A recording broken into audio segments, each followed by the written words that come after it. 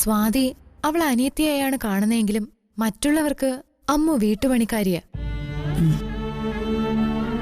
ആരുടെയും ആശ്രയമില്ലാതെ ജീവിക്കാൻ പ്രാപ്തയാവുമ്പോ സ്വാതിയുടെ മുന്നിൽ ചെല്ലുന്നതാവും അമ്മുവിന് നല്ലത്.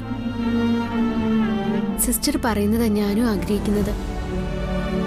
പിന്നീട് ചേച്ചിക്കൊപ്പം കഴിയാൻ ചേച്ചി എന്നെ വിളിക്കില്ല. ഞങ്ങൾ തമ്മിലുള്ള ബന്ധം പക്ഷെ എന്നും ഉണ്ടാവും. ഇത് തന്നെയാ മോളെ നീ ചെയ്യേണ്ടത്. ബന്ധങ്ങൾ ഒരിക്കലും ഭാരമാവാതെ നോക്കാൻ നമുക്ക് കഴിയണം. പക്ഷേ നമുക്കൊരു മനസ്സുണ്ടെങ്കിൽ ഭാരം എന്ന് തോന്നുന്ന ബന്ധങ്ങൾ ഏറ്റെടുക്കാനും നമ്മൾ തയ്യാറാവണം. ശാരദാമ്മയുടെ അനുഗ്രഹം അമ്മൂനെന്നും ഉണ്ടാവും. ജോലിയൊക്കെ കിട്ടിക്കഴിഞ്ഞിട്ട് മോൾ എന്നെ വിളിക്കണം. ഞാൻ വിളിക്കാം.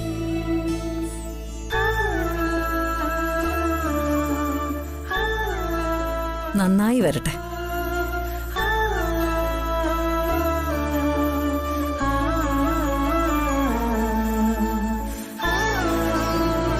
പോയിട്ട് വരട്ടെ.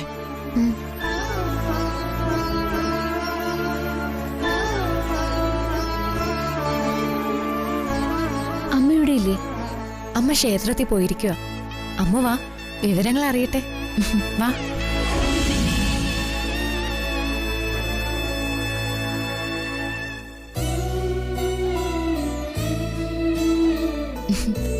കുറച്ചേരം കൂടെ ഉറങ്ങായിരുന്നില്ലേ? ഞാൻ വീട് വിട്ടു പോയ വിവരം ഇപ്പൊ എല്ലാരും അറിഞ്ഞിട്ടുണ്ടാവും. അത് പിന്നെ അറിയില്ലേ? സ്വാതി അന്വേഷണവും തുടങ്ങിക്കാണും. കത്ത് എഴുതി വെച്ച നിലയ്ക്ക് പോലീസിൽ പരാതിപ്പെടില്ല.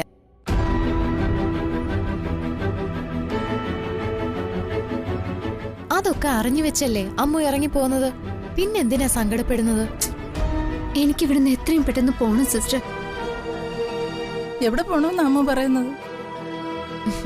അമ്മുവിന് പ്രകാശേട്ടൻ ഒരു ജോലി ഏർപ്പാടാക്കി വെച്ചിട്ടില്ലേ, അങ്ങോട്ട് പോവാനാ അമ്മു ധൃതി കൂട്ടുന്നത്. എപ്പോ വേണമെങ്കിലും ഇറങ്ങി വരാൻ സിസ്റ്റർ പറഞ്ഞതല്ലേ? പറഞ്ഞതൊക്കെ ശരി തന്നെ. ഞാൻ രാവിലെ മുതല് പ്രകാശേട്ടനെ ട്രൈ ചെയ്യുന്നുണ്ട്, മെസ്സേജും അയച്ചിട്ടുണ്ട്. ഇതുവരെ സംസാരിക്കാൻ കഴിഞ്ഞില്ല.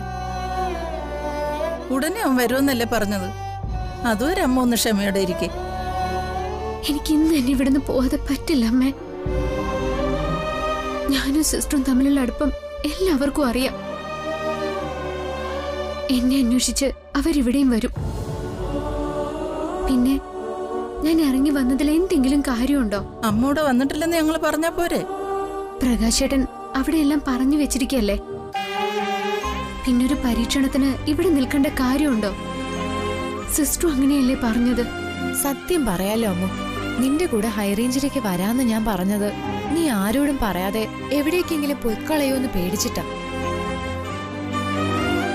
ഈ സമയത്ത് എനിക്ക് വലിയ യാത്രയൊന്നും പാടില്ലെന്നാ ഡോക്ടർ പറഞ്ഞത്. ഈ അവസ്ഥയില് എങ്ങനെയാ അമ്മു ഞാൻ നിന്റെ കൂടെ വരുന്നത്? അയ്യോ, അതിന് നിന്നെ ഞാൻ സമ്മതിക്കില്ല. പ്രാർത്ഥനകളും വഴിപാടുകളുമായിട്ട് എത്ര നാൾ കഴിഞ്ഞിട്ടാ ദൈവം നിനക്കൊരു കുഞ്ഞിനെ തന്നത്.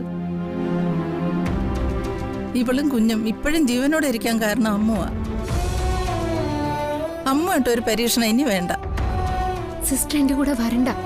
കമ്പനിയിലേക്കുള്ള അഡ്രസ്സ് തന്നാ മതി. പ്രകാശേട്ടൻ വിളിക്കുമ്പോ ഞാൻ അങ്ങോട്ട് പോയ വിവരം കൂടി പറഞ്ഞ പ്രകാശേട്ടൻ വരുന്നത് വരെ ആരെങ്കിലും എനിക്ക് അഭയം തരും. ഞാൻ അവരുടെ കൂടെ അവിടെ നിന്നോളാം. അമ്മു പറയുന്നതൊക്കെ എനിക്ക് മനസ്സിലാവുന്നുണ്ട്. നിന്റെ പേടിയും ടെൻഷനും ഒക്കെ എനിക്കറിയാം. പക്ഷേ ഹൈറേഞ്ചിലേക്ക് അമ്മുവിനെ തനിച്ചയക്കാൻ എനിക്ക് പറ്റില്ല. അമ്മു ഇവിടെ നിന്ന് പോകുന്നത് പ്രകാശേട്ടനൊപ്പം മാത്രം മതി. നിന്റെ കാര്യത്തിൽ എനിക്ക് അത്രയ്ക്ക് ഉത്കണ്ഠയുണ്ട്. ദൈവം എനിക്ക് തുണയായി ഉണ്ടാവും. ഒരാപത്തും കൂടാതെ ഞാൻ അവിടെ എത്തും. സിസ്റ്ററിന് പോകാൻ അനുവദിച്ചാൽ മാത്രം മതി. അമ്മു ചിന്തയൊക്കെ മറന്നേക്ക്. അമ്മുവിനോട് കൊണ്ടുവിട്ടത് കുടുംബശ്രീ ശാരദയാ. ആ നിന്നെ ഞങ്ങളൊരു ഉത്തരവാദിത്വം ഇല്ലാതെ പറഞ്ഞുവിടാൻ പറ്റുമോ? അതും ഹൈറേഞ്ച് പോലുള്ള ഒരു സ്ഥലത്തേക്ക്. പ്രകാശൻ അവിടെ ഉണ്ടെങ്കിൽ ഒരു ധൈര്യം ഉണ്ടായേനെ. നിനക്കെന്തെങ്കിലും സംഭവിച്ചു പോയാൽ നിന്നെ സഹായിച്ചവരായിട്ടല്ല മറ്റുള്ളവർ ഞങ്ങളെ കാണുക. എല്ലാത്തിനും ഞങ്ങൾ സമാധാനം പറയേണ്ടി വരും. നീ പറഞ്ഞ ചേച്ചിയൊക്കെ ഞങ്ങൾക്കെതിരെ തിരിയും. അമ്മ പറഞ്ഞത് സത്യമല്ലേ അമ്മു? പ്രകാശേട്ടൻ വരുന്നത് വരെ നീ ഇവിടെ നിന്നേ പറ്റൂ. അമ്മു, നിന്റെ കാര്യത്തിൽ എന്ത് സഹായം ചെയ്താലും മതിയാവില്ലെന്ന മനസ്സുമായിട്ടാ പ്രകാശേട്ട നിൽക്കുന്നത്. നീ ഇപ്പോ എടുത്തു ചാടി ഒന്നും ചെയ്യരുത്. നിന്റെ കൂടെ ഞങ്ങളുണ്ട്. ആ, നീ ഇങ്ങനെ പുറത്തു നിൽക്കണ്ട, റൂമിൽ ചെന്ന് വിശ്രമിക്ക. നീ അവനെ വിളിച്ച് വല്ല ഫ്ലൈറ്റിലോ മറ്റോ വേഗം കയറി വരാൻ പറയും. അല്ലെങ്കിൽ അവൾ ഇവിടെ നിന്ന് ഇറങ്ങി പോവും.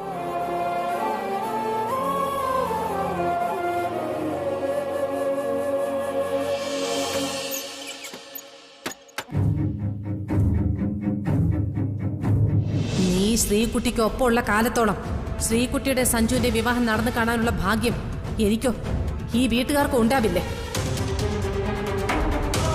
ഇനിയും ശ്രീകുട്ടിയെ വിട്ടുപോവാനല്ല നിന്റെ തീരുമാനമെങ്കിൽ നിന്നെ ഇല്ലാതാക്കി കളയാതെ എനിക്ക് വേറെ വഴിയില്ലേ.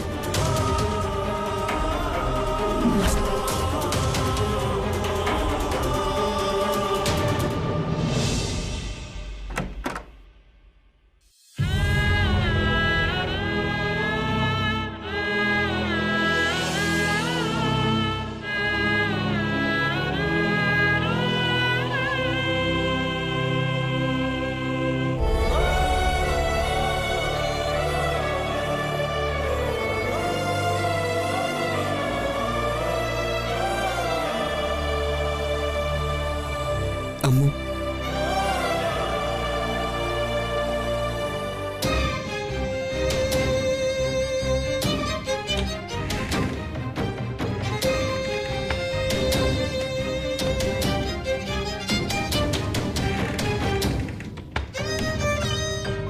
അവൾ പോയത് തന്നെ. ഇന്നലെ രാത്രി നമ്മൾ സംസാരിച്ചല്ല അമ്മു, ഒരു വാക്ക് നീ എന്നോട് പറഞ്ഞോ?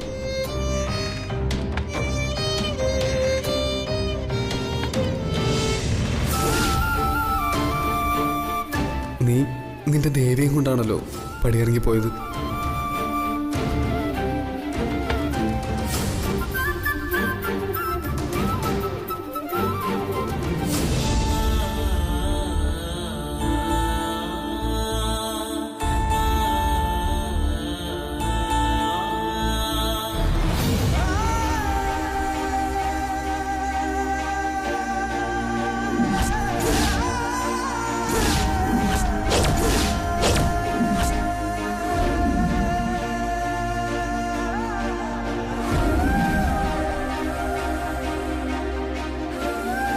ഒളിപ്പിക്കാനൊന്നും നോക്കണ്ട. ആ ഫോട്ടോയിൽ എന്താണെന്ന് എനിക്കറിയാം.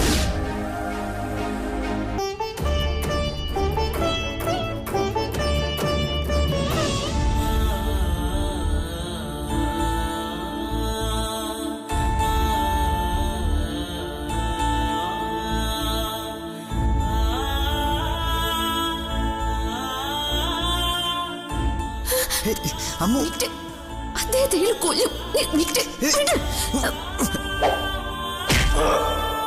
കൊണ്ടു.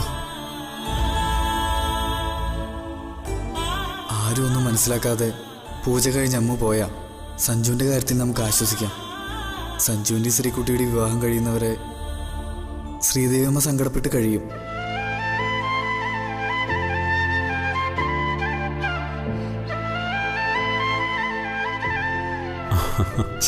ആ സച്ചി, എന്താടാ? അത് പിന്നെ അമ്മോനോട് പായസം ചോദിക്കാനാ ഞാൻ വന്നേ. നിനക്കിപ്പോ പായസമല്ല വേണ്ടത്, കല്യാണമാ. ഓ ഓ ഓ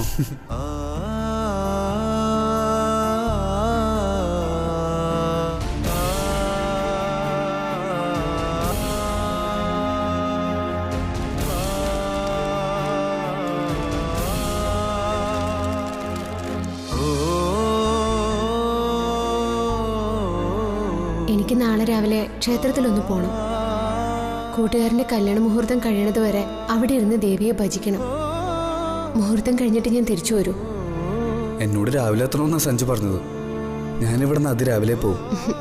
രാജുവേട്ട സന്തോഷത്തോടെ പോയി കൂട്ടുകാരന്റെ കല്യാണത്തിൽ പങ്കെടുത്തിട്ട് വാ.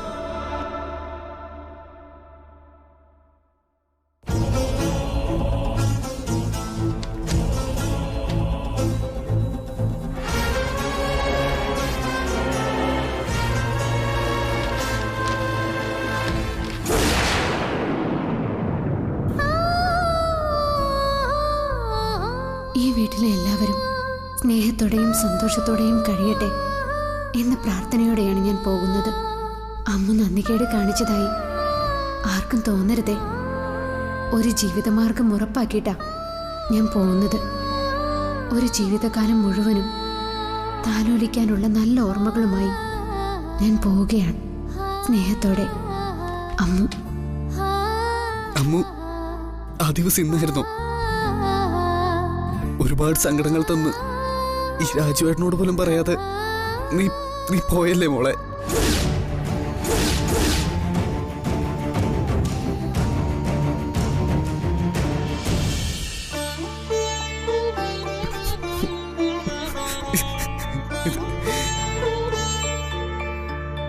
ആരെങ്കിലും ഇതറിയുന്നുണ്ടോ ദൈവമേ? ഈ വീടിന്റെ മരുമകളാ എല്ലാ ഐശ്വര്യങ്ങളുമായി പടിയിറങ്ങി പോയത്.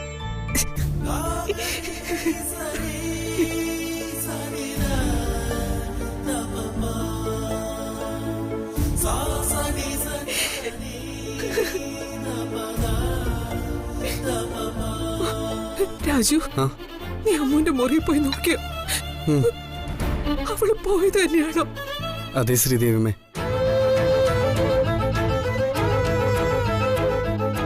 മുത്തശ്ശ, എന്താടാ ഇത്? കത്തെഴുതി വെച്ചിട്ടുണ്ട്. കത്തെഴുതി വെച്ചിട്ടാണോ അമ്മ പോയത്? ഞാനിത് കണ്ടില്ലല്ലോ.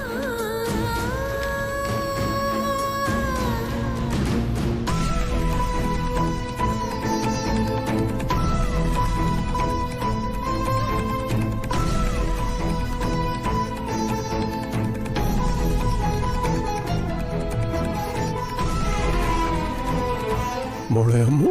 അച്ഛാ, എന്താ എന്താ അച്ഛാ, എന്താ അവൾ എഴുതിയിരിക്കുന്നത്? എന്താ അച്ഛാ?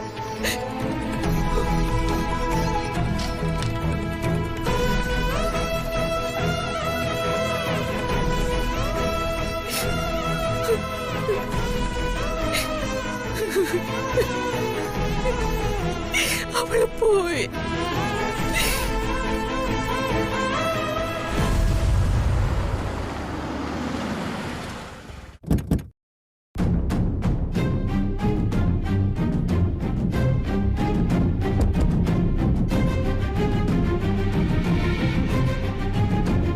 കല്യാണം കൂടാൻ പോയവരൊക്കെ വന്നിട്ടുണ്ട്. ആ, അമ്മ പോയ വിവരം അറിഞ്ഞുകൊണ്ടുള്ള ദുഃഖാചരണമായിരിക്കും.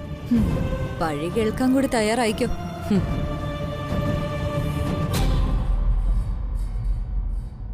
എവിടെയായിരുന്നു നിങ്ങൾ രണ്ടും? വലിയച്ചയുടെ കൂടെ ചന്ദ്രകാന്തം വരെ പോയതാ. അമ്മ ഈ വീട്ടിൽ നിന്ന് പോയ വിവരം അറിഞ്ഞിട്ടും നിങ്ങൾക്കൊന്നും ഒരു കുലുക്കോ ഇല്ലല്ലോ. അല്ല, അവൾ എന്തിനാ ഈ വീട്ടിൽ വന്നത്? ശ്രീദേവിയെ പരിചരിക്കാൻ. ആ പണി മടുത്തപ്പോ അവള് പോയി. അതിന് ഞാൻ എന്തിനാ കുലുങ്ങുന്നത്? അമ്മു എന്റെ മകളല്ല. അല്ലടി, പക്ഷേ അവൾ എന്റെ പേരക്കുട്ടിയാ. അമ്മു ഈ വീട് വിട്ട് ജീവനും കൊണ്ട് ഓടിയിട്ടുണ്ടെങ്കിൽ അതിന് കാരണക്കാര് നിങ്ങൾ രണ്ടുപേരുവാ. ഞാൻ പറഞ്ഞില്ലേ വല്ലേച്ചി, ആ ജോലിക്കാരി പെണ്ണ് പോയതിന്റെ പഴി നമ്മുടെ തലയിലാവൂന്ന്. അതറിഞ്ഞു വെച്ച് തന്നെയാ നിങ്ങൾ ഇങ്ങനെ ഒരു ദിവസം തന്നെ തിരഞ്ഞെടുത്തത്. ആഹാ, അച്ഛന്റെ കൊച്ചുമോൾ ഇറങ്ങിപ്പോയതിനേ ദേ ഈ കാഞ്ചനയുടെ മേളിൽ കുതിര കയറാൻ വരല്ലേ. അധികം വകവെച്ച് തരികയില്ല. നീ എന്നോട് മറുപടി പറയണ്ട. നിന്റെ മകളുടെ മുന്നിൽ നീ ഉത്തരം പറഞ്ഞേ പറ്റൂ. ശ്രീകുട്ടിയും സഞ്ജുവും വരട്ടെ. കൊച്ചുമോള് പോയതില് രോഷം കൊള്ളുന്ന അച്ഛനോടൊന്ന് ചോദിക്കട്ടെ. ആ പെണ്ണിന്റെ കഴുത്തിൽ ഒരു താലി കിടപ്പുണ്ടല്ലോ. ആരാ ഈ അച്ഛന്റെ കൊച്ചുമോളുടെ ഭർത്താവ്? അല്ല, അച്ഛൻ അവനെ കണ്ടിട്ടുണ്ടോ? ഈ വീട്ടിൽ ആർക്കെങ്കിലും അവനെ അറിയാമോ? അവൻ വിളിച്ചിട്ടാണ് അവള് പോയതെങ്കിലോ? അവനും അവളും തമ്മില് ഒരു കണക്ഷനും ഇല്ലെന്നാണോ ഇവിടെയുള്ളവർ കരുതിയിരിക്കുന്നത്? എന്താ ആ വഴിക്ക് എല്ലാരും ചിന്തിക്കാത്തത്? അല്ല, എന്താടി, നിനക്കറിയാമോ അവളുടെ ഭർത്താവിനെ? അമ്മ ഒരു കത്തെഴുതി വെച്ചിട്ടാണല്ലോ പോയത്. അത് നന്നായി. അവള് വല്ല ട്രാപ്പിലും ചെന്നുപെട്ട നമുക്ക് സമാധാനം പറയാനൊരു പിടിവള്ളിയായല്ലോ. ഇനി ഞങ്ങള് കാരണം അവള് പോയതെന്ന് കത്തിൽ എഴുതിയിട്ടുണ്ടോ? നീ നിന്റെ കാര്യം നോക്ക കവിതേ. നമ്മുടെ നിലയ്ക്കും വിലയ്ക്കും ചേരാത്ത കാര്യങ്ങളിലും നമ്മൾ എന്തിനാ തലയിടുന്നത്? നീ വാ.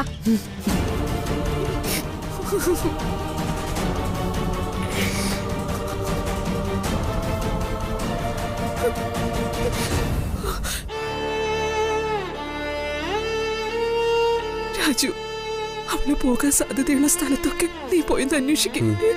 ശരി ശ്രീദേവമ്മേ. പിന്നെ സഞ്ജുവിനെ വിളിച്ച് വിവരം ഒന്ന് പറയണേ.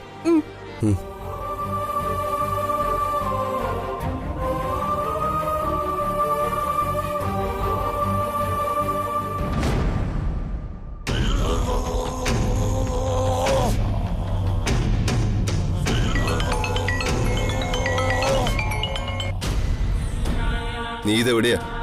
ഞാൻ ദേ വർക്ക് സൈറ്റിലാ. ഇവിടെ ചില പ്രശ്നങ്ങളുണ്ട്. ഇപ്പോഴത്തെ വിഷയം അതൊന്നും അല്ല. അമ്മ ഒരു ലെറ്റർ എഴുതി വെച്ചിട്ട് ഈ വീട് വിട്ടു പോയി. അവള് പോയത് എവിടേക്കാന്ന് മനസ്സിലായോ? അവളെ എഴുതി വെച്ച ലെറ്റർ ഞാൻ വായിച്ചു. കൃത്യമായ സ്ഥലമൊന്നും അതിലില്ല. ഇനി ഈ വീട്ടിലുള്ള ആരും അവളെ കണ്ടെത്താൻ പാടില്ല എന്ന തീരുമാനത്തോടെ അവൾ പോയത്. എന്നുവെച്ചാൽ ഒരു തിരിച്ചുവരവില്ലാന്ന്. അവളുടെ ആ തീരുമാനം നമുക്ക് തുണയാവണം. ഈ വീട്ടുകാർ മാത്രമല്ല, ഭൂമിയിൽ ആരും അവളെ ഇനി കാണരുത്. അവളെ അന്വേഷിച്ച് ആര് വന്നാലും അവളെ എഴുതി വച്ചിട്ട് പോയ ആ ലെറ്റർ മാത്രം മതി. അവളെവിടെ പോയാലും സഞ്ജുവിനെ കൊണ്ട് ശ്രീകുട്ടി അവളെ കണ്ടെത്തിക്കൊണ്ടുവരുമെന്നുള്ള കാര്യം എനിക്ക് ഉറപ്പാ. അവന്റെ കണ്ണിൽ അവൾ ചെന്ന് പെടരുത്. ഗൗതം വേണ്ടതൊക്കെ ഉടൻ ചെയ്യണം. ബസ് സ്റ്റാൻഡിലോ റെയിൽവേ സ്റ്റേഷനിലോ അവൾ കാണും. അധിക ദൂരം പോയിട്ടുണ്ടാവില്ല. കവിത ആദ്യം CCTV ദൃശ്യങ്ങളൊന്ന് നോക്ക്. അവൾ ഇറങ്ങിപ്പോയ സമയം മനസ്സിലാക്കിയാണ് ആദ്യം വേണ്ടത്. ഓക്കെ, അത് വെച്ച് വേണം അവൾ എത്തിയ ദൂരം മനസ്സിലാക്കാൻ. ഞാനത് നോക്കി ഉടൻ തന്നെ ഗൗതത്തെ അറിയിക്കാം. പക്ഷേ ഇപ്രാവശ്യം നമ്മുടെ കയ്യിൽ നിന്ന് അവൾ മിസ്സായി പോകാൻ പാടില്ല. എനിക്ക് മനസ്സിലായി. കൂട്ടിൽ നിന്ന് പുറത്തിയാടിയ കിളിയല്ലേ. അവൾ എവിടെ പോയാലും എന്റെ വലയിൽ തന്നെ വന്ന് വീഴും. ഇത് ഗൗതം പറയുന്ന പാഴ്വാക്കല്ല. ഞാൻ ഇറങ്ങിക്കഴിഞ്ഞു.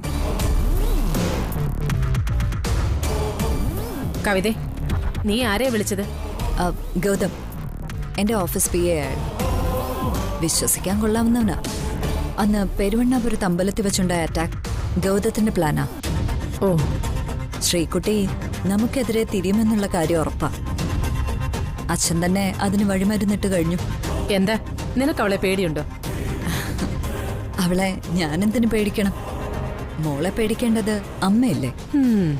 നീ എന്നെ ഒന്ന് ഇരുത്തിയതല്ലേ? വല്യച്ചി അങ്ങനെ കരുതിയാലും എനിക്കൊന്നുമില്ല. കാര്യങ്ങൾ അടുത്ത് വരുമ്പോ വല്യച്ചി മോളുടെ ശാഠ്യമിട്ട് ഒരു കളിക്കുമില്ലെന്ന് ആ ചെക്കിന്റെ ഇഷ്യൂസ് ഉണ്ടായപ്പോ ഞാൻ മനസ്സിലാക്കിയതാ. സഞ്ജുവിന് ദോഷം ഉണ്ടാവുന്നതൊന്നും നീ എന്നിൽ നിന്ന് പ്രതീക്ഷിക്കണ്ട. അമ്മുമായി വ്യക്തിപരമായി എനിക്കൊരു പ്രശ്നവുമില്ല. ഞാൻ ഇതൊക്കെ കയറി ഏറ്റുപിടിക്കുന്നത് വല്യച്ചിക്ക് വേണ്ടിയാ. ആ പെണ്ണ് കാരണം വല്യേച്ചിക്ക് നാളെ ഒരു മനസ്താപം ഉണ്ടാവാതിരിക്കാൻ. ഈ വീട്ടിലുള്ളവരെല്ലാം അമ്മൂനെ എടുത്ത് തലയിൽ വെക്കുന്നത് വെറുതെയല്ല.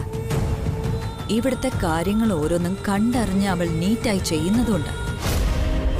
അമ്മൂനെ കൊണ്ട് നിനക്ക് എന്ത് ദ്രോഹ ഇവിടെയെന്ന് അച്ഛൻ ചോദിച്ചാ പറയാൻ എനിക്കൊരു മറുപടിയുമില്ല. എന്റെ റൂം വരെ തുടച്ച് വൃത്തിയാക്കാൻ മനസ്സ് കാണിച്ചവളാവൾ. പക്ഷേ കവിതയ്ക്ക് അതൊന്നുമല്ല വലിയ കാര്യം. ആ പെണ്ണ് ജീവിച്ചിരുന്നാൽ അത് ശ്രീകുട്ടിയുടെയും സഞ്ജുവിന്റെ ജീവിതത്തിന് വിലങ്ങ് തടിയായി മാറും.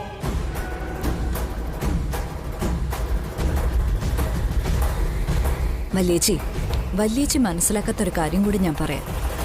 ശ്രീദേവി എങ്ങനെയാണോ ഈ വീട്ടിൽ ആധിപത്യം ഉറപ്പിച്ചത്, അതിന്റെ മറ്റൊരു മുഖമായി ഈ അമ്മു. മുകുന്ദേട്ടന്റെ ഭാര്യയായി ശ്രീദേവിയെ ഈ വീടിന്റെ പടി കയറ്റിയെങ്കിൽ വല്യേച്ചിയുടെ മകൾ അനിയത്തിയായി അമ്മുവിനെ ഇവിടെ കുടിയിരുത്തി. ഞാൻ പറയുന്നതിൽ എന്തെങ്കിലും തെറ്റുണ്ടോ? എവിടെയുണ്ടെങ്കിലും ആ പെണ്ണിനെ കണ്ടുപിടിച്ച് കൊന്നുകളയണം. അതിന് നീ ആരെ വേണമെങ്കിലും ഏർപ്പാടാക്കിക്കോ. ചോദിക്കുന്നതെന്തും ഞാൻ നിനക്ക് തരും.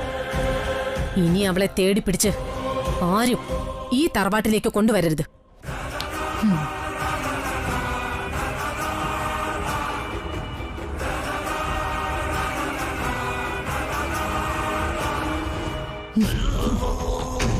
വല്യേച്ചിയുടെ മോളെ മംഗലശ്ശേരിയിൽ വെച്ച് വാഴിക്കാനല്ല കവിതക്കാരുക്കൾ നീക്കുന്നത്. കവിതയ്ക്ക് വാഴാനാ. എല്ലാം എന്റെ ഈ കൈപ്പിടിയിൽ ഭദ്രമാക്കാൻ.